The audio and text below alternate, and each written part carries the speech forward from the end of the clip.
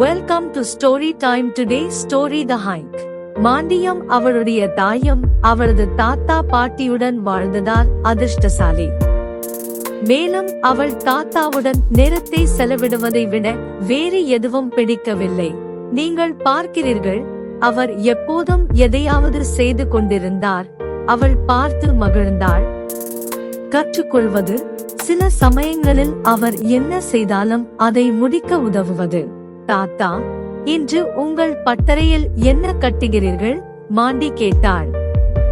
நீ 2 நீண்ட குச்சிகளை வைத்து விளையாடுகிறாய் போலிருக்கிறது என்று அவள் சொன்னபோது அவள் சிரித்தாள்.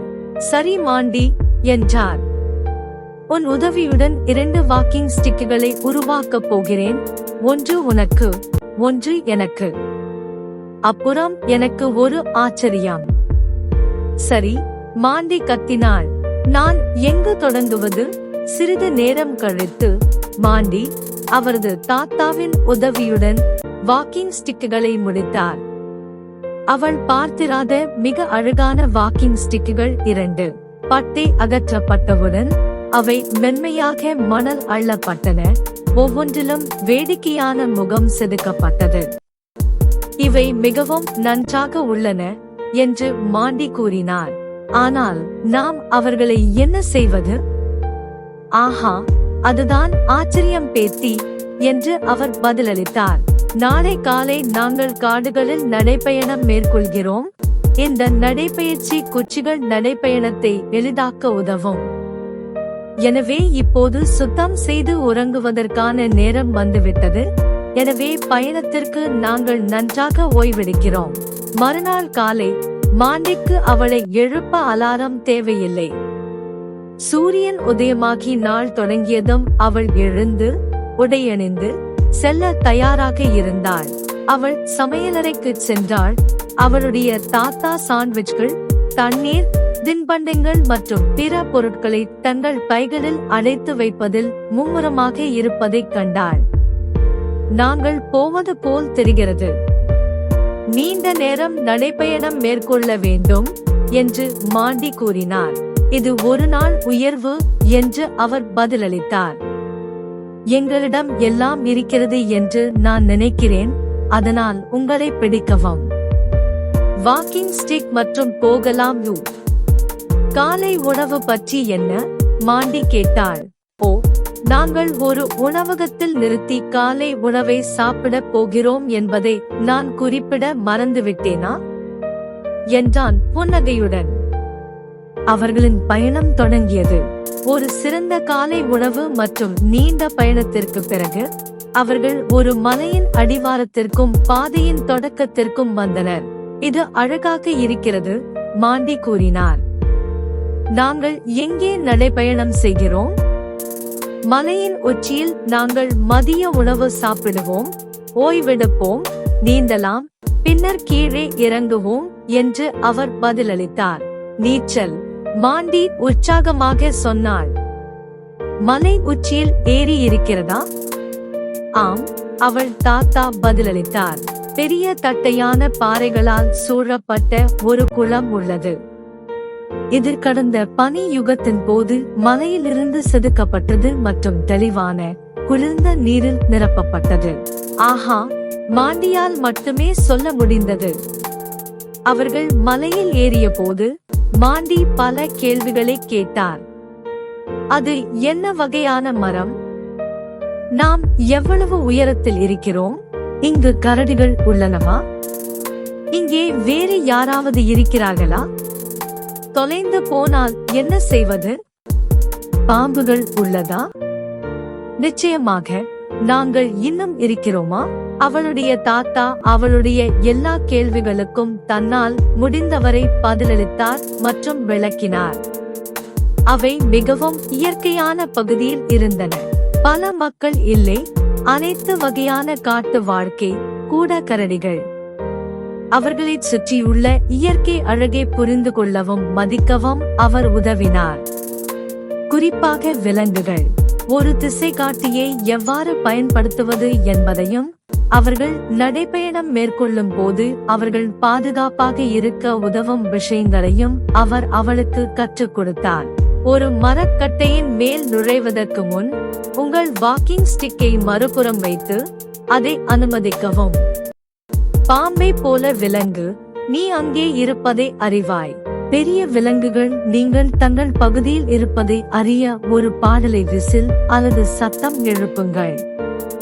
மெல்லிய குரலில் தாத்தா சொன்னார், மாண்டி, நீங்கள் நடைபயணம் மேற்கொள்ளும் போது அல்லது அந்த விஷயத்திற்காக எங்கும் சில விஷயங்களை நினைவில் கொள்ள வேண்டும்.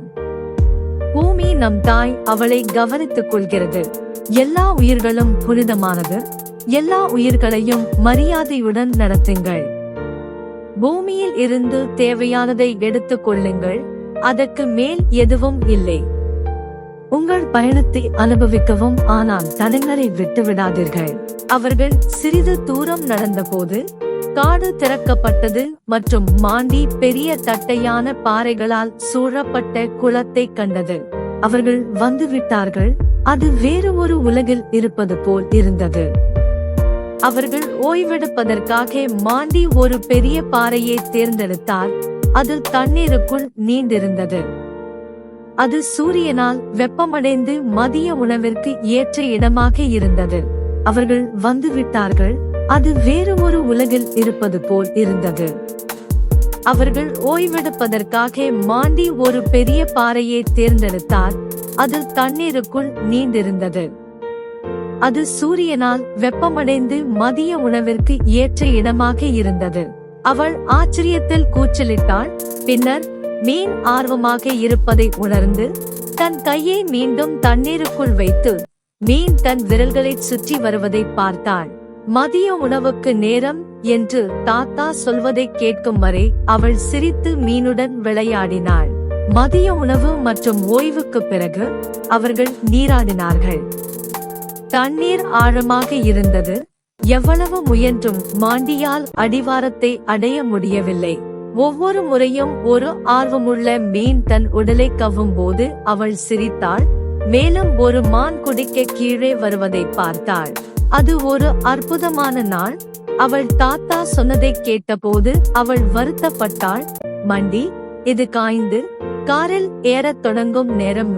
தாங்கள் வந்தபோது இருந்ததைப் போலவே எல்லாம் இருப்பதை உறுதி செய்த பிறகு அவர்கள் மலையிலிருந்து தங்கள் நடைபயணத்தை தொடங்கினர். சிறிது நேரம் கழித்து மாண்டி கேட்டாள், தாத்தா, நாம் வேறு பாதையில் செல்லலாமா? மலை? ஏன் இல்லை என்று எனக்கு தெரியவில்லை என்று அவர் பதிலளித்தார்.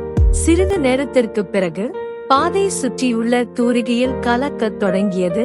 பின்னர் மறைந்தது. நான் பயப்படுகிறேன், மாண்டி கூறினார்.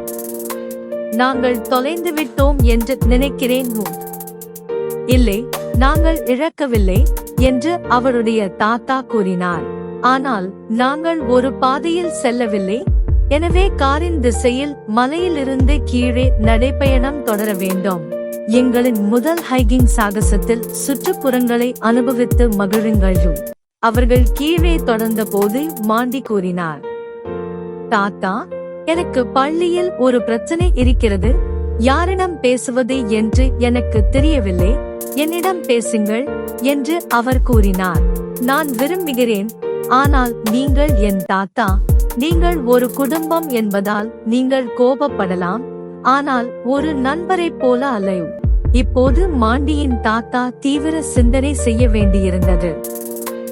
எல்லாவற்றிற்கும் மேலாக அவனுடைய தாத்தாவாக அவன் கோபப்படலாம் அல்லது அவனது உணர்வுகள் புண்படலாம், ஆனால் அவளுக்கு ஒரு பெரிய ஆள் தேவை என்று அவள் சொன்னது சரிதான்.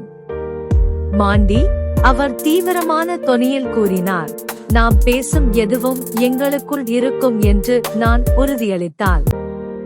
நான் கோபப்படவோ அல்லது உங்கள் தாத்தாவாகவோ பேசவோ மாட்டேன். மாறாக பழைய நண்பராக பேசுவேன். நீ என்னுடன் பேசுவாயா? அது ஒரு வாக்குறுதியா என்று கேட்டாள். ஆம், அவர் மெதுவாக கூறினார்.